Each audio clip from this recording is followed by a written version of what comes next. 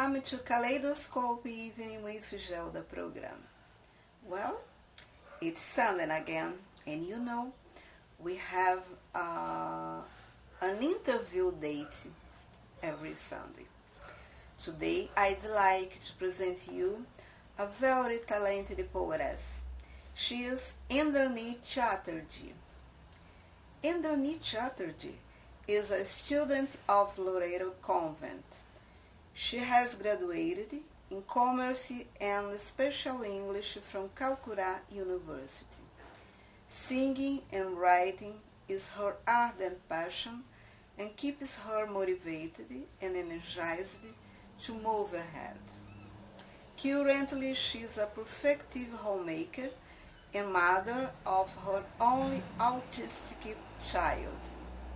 She is also a bilingual writer, loves penning verses both in English and her mother tongue Bengali. She has co-authored the following anthologies: Genesis Barter, a Bengal magazine, ALS 2020, an anthology of poems by Asian Literary Society, Shakti, the Epitome of Power, an anthology of poems by Asian Literary Society, journal based on the theme The Panorama of Bengal Music, has been published in Journal of Asian Literary Art and Culture. Symphony 2 and Random Souls, both are anthologies of poems from House of Solitaire. She has also earned the prestigious badge of Literary Captain from Storm Mirror for her contribution in literature. She has been nominated as Author of the Year by them. Her verses has been published in their Reader Digest Volume 8. Again, her verses has been selected by Chrysanthemum Chronicles for their two challenge anthologies, An Iconic Cosmic Dancer and On the Theme Love. She is an ardent music lover specializing in Rabindra Sangeet, songs composed by Gurudev Rabindranath Tagore. Currently, she is pursuing senior diploma in the same. Besides, she is a classical vocalist. She also pursues karaoke singing and performs in social media platforms. Her son also shares the same love for music, and it shapes the bonding between them. Very nice. Be welcome, dearest. Let's start our interview moment. Thank you so much, Gelda ma'am, for inviting me to this incredible and wonderful show. I'm really enthralled to be in this show and to be on the same platform with you. So thank you so much for everything. Dear poetess, in the large or small events that humanity crosses, for example, the great burning of forests, the melting of icebergs, pollution by carbon monoxide, and so on, do you think poets can contribute, clarifying, informing, or making people aware with their poetry? This is a very relatable and fundamental issue.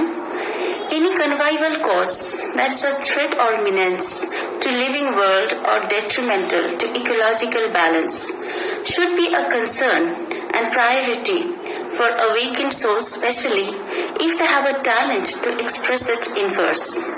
With a mellifluous flow of words, they should frame verses that can strike the chords of common people's conscience and hearts and compel them to amend their unscrupulous practices, thereby establishing peace and order in every trepidation of life.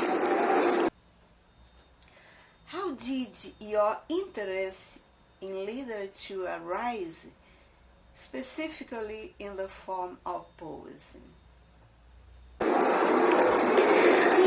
This is also a little unusual story. Few days post I joined Facebook and artists' illustrations started flowing into my timeline. When I used to observe them keenly, they created a deep impact in my mind, and I felt a tug within to express it into words. So I began penning short captions for the paintings. Artist himself was very impressed with the captions and insisted that I should try to compose lengthier poems, a complete verse. So that was the inception of my poetic journey, and as days succeeded, I got more involved in the process. I am a bilingual poet. I write in English as well as my mother tongue, Bengali. Which poets did influence you to write your first writings? Basically, I'm a writer by choice. My journey as a poet and writer burgeoned after the birth of my autistic child. He introduced me to an uncouth world that I was completely unaware of. He entwined me with selfless emotions and sentiments of his world, and that helped me to evolve creative sensations within me. Love and care commuted on unconditional terms, and emotions to moisten my eyes frequently. So I guess these intense feelings and emotions fueled my creative spirit. On the more, our common interest is music, and that strengthens our bonding as well.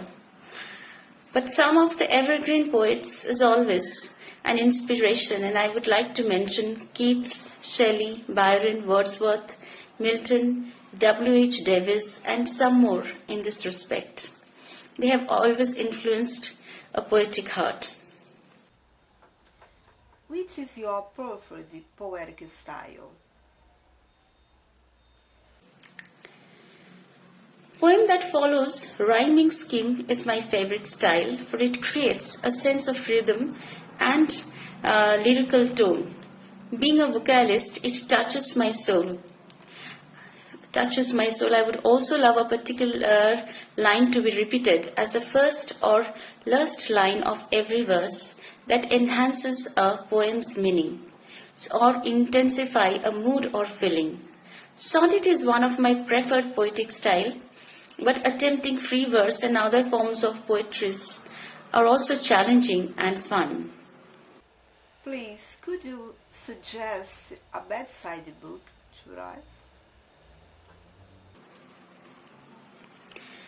Suggesting any one particular book wouldn't be equitable. Just like every individual has varied preference for flavor and taste, so is the same for book.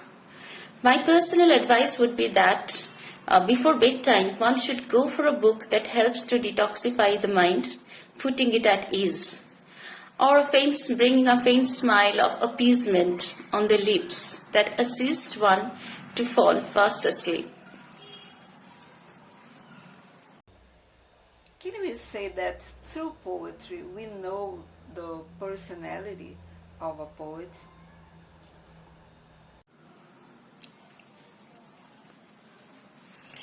Definitely, to a certain extent, one's idiosyncrasy gets reflected in one's style of penmanship. Personally, the personality of a person depends on his or her mind setup from where the flow of thoughts emanates. So when a writer devises his content, a shadow of his personality is observed in his delineation. Like when we study the realms of Wordsworth, we can eminently sense his love for nature.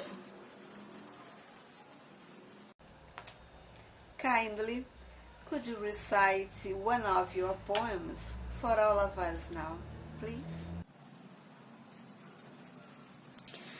Definitely, ma'am. it would be my pleasure to recite one of my favorite poems. The title is When Silence Depicts Silently. Silence has its own tongue of pledge and its elliptical appeal. Its implicit glimmer has unabated echoes, only if you can feel.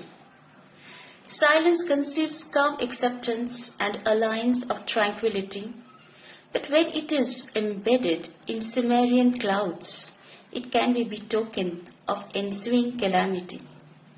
When a native revelation well up in heart of lady love for his beloved, her dearth of words find expressions in the silence. Her billowy eyes could shed. When closed eyes shut out the external world, and the hands unite in submission, silence echoes the entreaties to divinity for ultimate salvation. To his creation, when Demiurge confers indomitable life, with his eternal arm lock he accrues all miracles in silent drive. Mightier than the mightiest is the mystical flow of silence. Surreptitiously it plays its wonder, leaving undying imprints with its resonance. Thank you.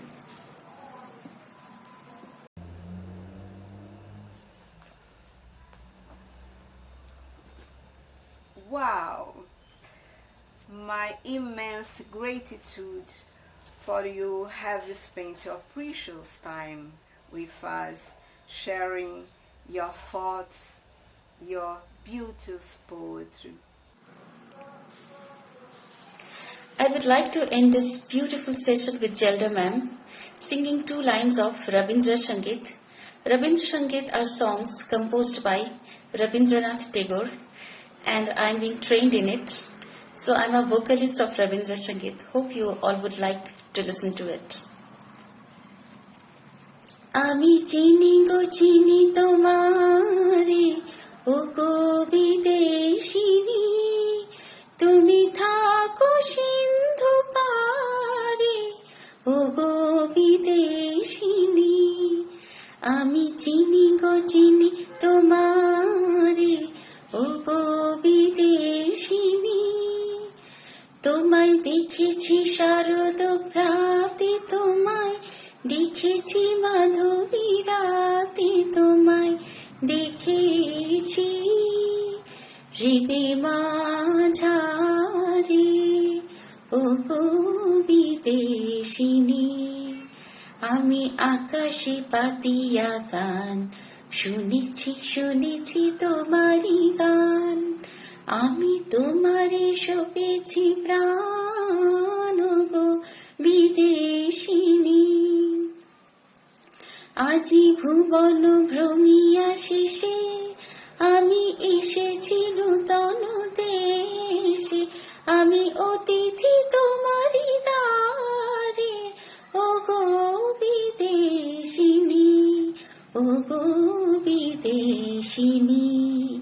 I know you're known to me, O maiden of a distant land. You live far beyond that sea, O maiden of a distant land. I know you're known to me, O maiden of a distant land. Thank you so much once again for this lovely invitation. I would also like to thank Gelda ma'am for all her support. Thank you so very much. And you folks, you know we have a date on the next Sunday, okay?